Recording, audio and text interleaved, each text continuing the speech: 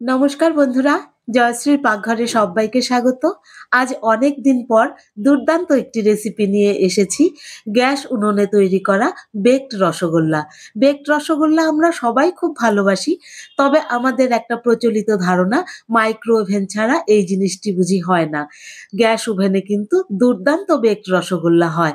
আর খেতে যেমন সুস্বাদু, দেখতে তেমনি দুর্দান্ত। চলুন তাহলে রেসিপিটি শুরু করি। গ্যাস উনুনে একখানা কড়াই বসিয়ে দিয়ে এখানে আমি ৫০০ ml বা হাফ লিটার দুধ দিয়ে দিলাম। এটা আমি প্যাকেটের দুধ ব্যবহার করেছি। আপনারা চাইলে গরুর দুধ, ফ্রেশ গরুর দুধও ব্যবহার করতে পারেন। দুধটা একবার ফুটে উঠলে আমি একটু নেড়েচেড়ে নিয়ে এর মধ্যে দিয়ে দিচ্ছি ১ প্যাকেট গুঁড়ো দুধ।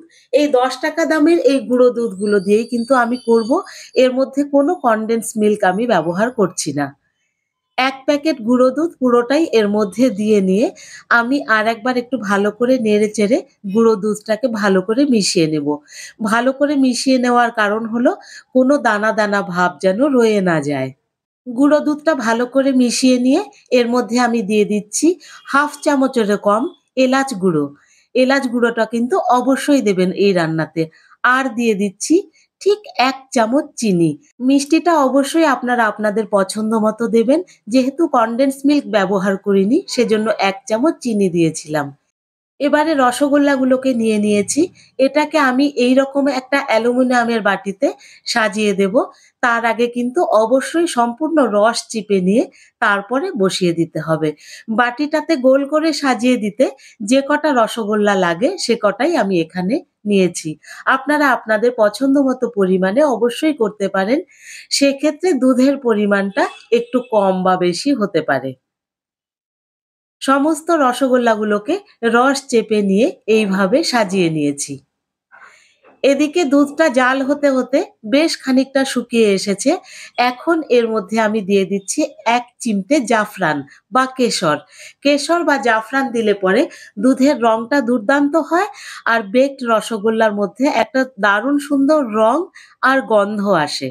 দুধটাকে লো ফ্লেমে আরো ৫ থেকে ৭ মিনিট জাল করে নেবার পরে দুধটার রঙও চেঞ্জ হয়ে গেছে আর এর ঘনত্বটা কিন্তু একদম ঠিকঠাক এসেছে।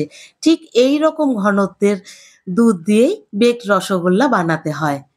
এবারে আমি কড়াইটাকে নামিয়ে নিচ্ছি। হাতা করে এই ঘন জাল দেওয়া দুধটাকে আমি এই রসগোল্লাগুলোর ওপরে ছড়িয়ে দিচ্ছি। রেসিপিটি শেষ পর্যন্ত দেখে ভালো লাগলে একটা লাইক করে দেবেন আর চ্যানেলটি যদি এখনো সাবস্ক্রাইব করে না থাকেন তাহলে অবশ্যই সাবস্ক্রাইব করে আমার পাশে থাকবার অনুরোধ রইল।